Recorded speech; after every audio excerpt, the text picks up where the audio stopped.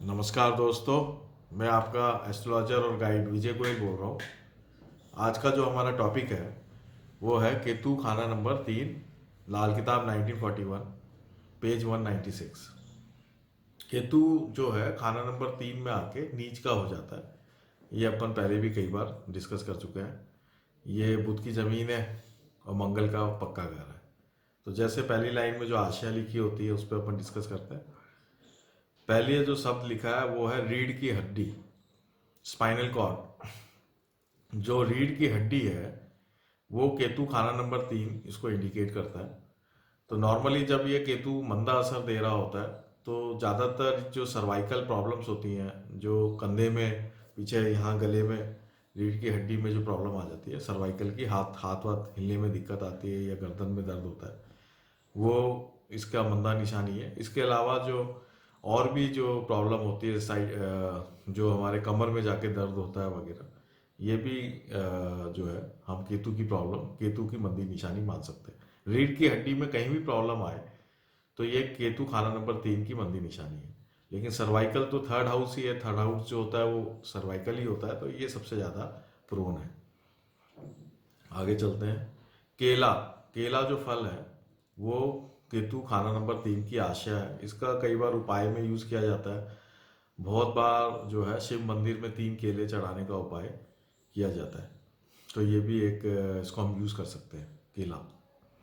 फोड़े फुंसी, फोड़े फिंसी, फोड़े फिंसी जो है फोड़े फुंसी हो जाती है, ये भी केतु की मंदी निशानी है। नॉर्मली केतु जब खाना नंबर 3 में आता है तो मंगल बद हो जाता है।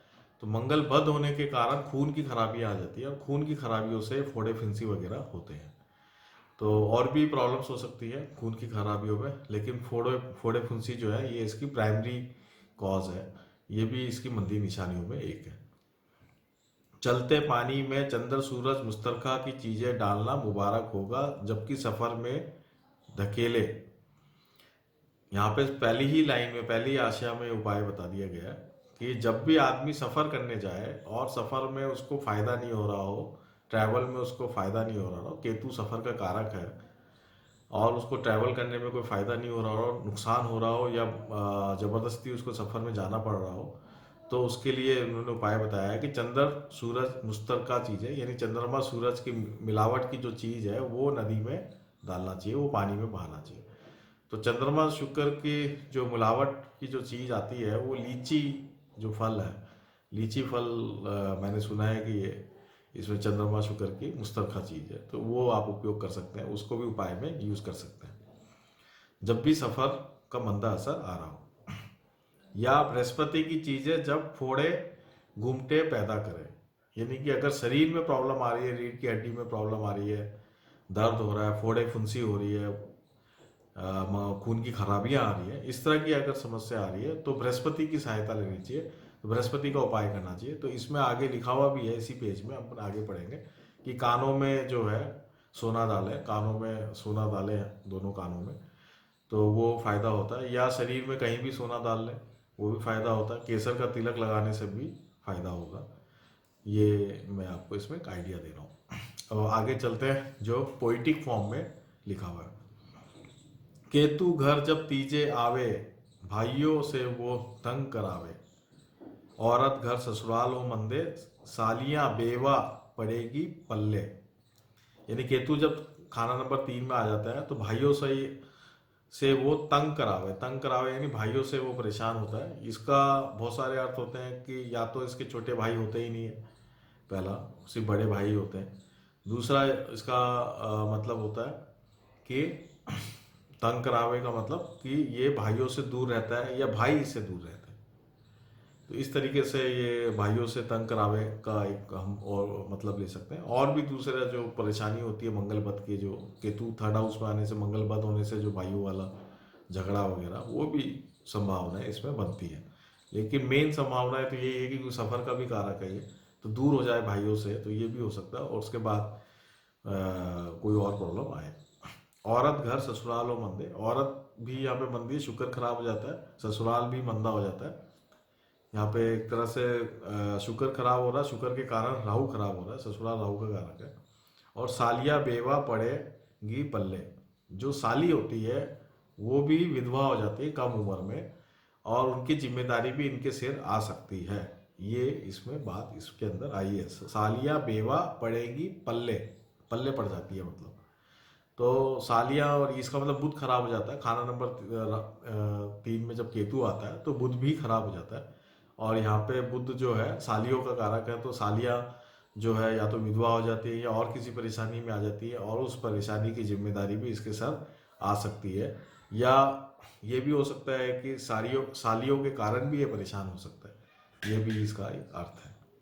केतु तीजे मंगल 12 मछ मुआविन दोनों तारा 24 साला में उत्तम होवे जब, या जब लड़का पहला होवे। यानी इसमें ये लिखा है कि केतु तीजे मंगल 12, यानी केतु 3rd हाउस में हो और मंगल 12th हाउस में हो। मंगल 12th हाउस होने में यहाँ पे केतु कंट्रोल में आ जाता है। ये बात इसमें बताई है कि मंगल अगर 12वें घर में आ जाए और केतु 3rd हाउस में है तो केतु का बुरा असर नहीं आएगा। मच मुआविन दोनों तारा, मच रेखा और मुआविन रेखा दोनों उसको मिलती है। मत्स्य रेखा का मतलब है प्रॉस्पेरिटी का जो रेखा है वो। अपने शनि की वीडियोस आप देखेंगे तो उसमें मैंने मत्स्य रेखा की काफ़ी बात की है। मुआविन रेखा की भी पहले कई वीडियोस में बात हो चुकी है, आप देख सकते हैं। तो मत्स्य रेखा यानी कि प्रॉस्पेरिटी की रेखा, जो मछली जैसा आकार की रेखा जो हाथ में बन जाती है। आप पुराने वीडियोस देखें तो उसमें समझ में आ जाएगा। और मुआविन रेखा जो उम्र की रेखा होती है, जो हमारी पितृ रेखा है उसके बगल में एक और रेखा साइड में चलती है जो उम्र को इंडिकेट करती है, उम्र को स्ट्रॉन्ग करती है, आदमी को अच्छी उम्र देती है। तो मुआविन रेखा, ये मछ रेखा मुआविन रेखा के लिए आप लाल किताब के फरमान 1939, लाल किताब के फरमान 1939 में ये इनके बहुत डिटेल में लिखा हुआ है। वहाँ पे फरमान नंबर 170 में मछ रेखा और फरमान नंबर 172 में 172 में मुआविन रेखा के बारे में बहुत डिटेल में लिखा है। आप वहाँ से भी पढ़ सकते हैं। लेकिन ओवरऑल ये बात है कि ऐसा व्यक्ति का जो मंगल बद्ध है वो ख़त्म हो जाता है और उसको प्रॉस्पेरिटी भी मिलती है और उम्र भी मिलती है। जो मंगल बद्ध उम्र को खा जाता है वो उम्र भी मिलती है। मच मुआविन दोनों तारा 24 साल में उत्तम होवे, या जब लड़का पहला होवे। 24 साल की उम्र में बहुत अच्छा जाता है। 24 साल की उम्र जो होती है वो बहुत अच्छी जाती है, या जब लड़का पहला होवे। अगर 24 साल में अच्छा नहीं जा रहा तो फिर दूसरी जो अच्छा टाइम आएगा वो है जब लड़का हो जाए। यानी केतु जब भी मंदा असर दे रहा होता है नॉर्मल रूप से भी, और अगर लड़का हो जाता है तो उसका मंदा असर कम हो जाता है, ये बात है। लेकिन केतु खाना नंबर 3 में है और लड़का हो जाता है तो निश्चित रूप से ही उसका मंदा असर कम हो जाता है। ये बात यहाँ पे बताई गई है। एक उपाय लिख दिया, कानों में सोना नंतिया मुबारक होंगी, है ना। तो ये इसमें उपाय लिखी दिया, बृहस्पति का उपाय जो मैंने शुरू में चर्चा की थी कि कानों में सॉलिड सोना पहने, मतलब ऐसा नहीं हो, हॉलो सोना नहीं होना चाहिए, सॉलिड होना चाहिए। तो नंतियाँ जो है, मोटी मोटी जो नंतियाँ होती हैं वो पहने, वो मुबारक होंगी, अच्छा होंगी। यानी बृहस्पति का सहायता ली गई है यहाँ पे। कान जो है केतु के कारक भी होते हैं। अब आगे लाइनों में जो लिखा है वो मैं आपको पढ़ के बताता हूँ।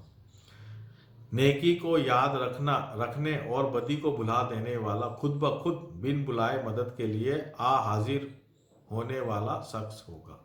ये बहुत ही नेक निशानी जो है केतु खाना नंबर 3 की यहाँ बताई है, बहुत ही नेक निशानी कि ऐसा व्यक्ति दिल से साफ होता है, वो दूसरे जो उसके खिलाफ गलतियाँ कर जाते हैं या वो उनको माफ़ कर देता है, उनको भुला देता है, और वो हमेशा मदद करने के लिए तैयार होता है, चाहे उसके दुश्मन हो चाहे दोस्त हो।